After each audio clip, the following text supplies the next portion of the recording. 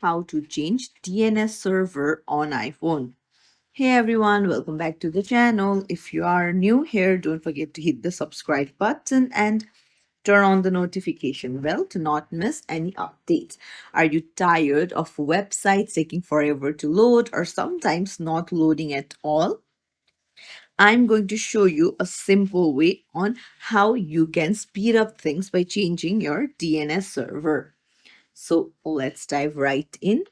You need to head over to your settings app and then you need to head over to Wi-Fi, tap on it, and then make sure you connect the Wi-Fi network and you will see icon beside it. Just tap on it and then you need to scroll down a bit, and by default the IP is set to automatic. You need to tap on it and you need to set it to manual, and now you can put in the IP address.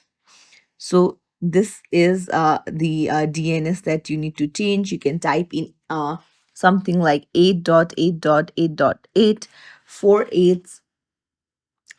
This is Google's public DNS server. Once you have entered the address, tap save in the top right, and then this is how you change DNS server on your iPhone.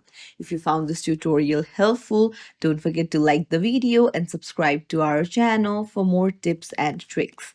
Thank you for watching. See you in the next video.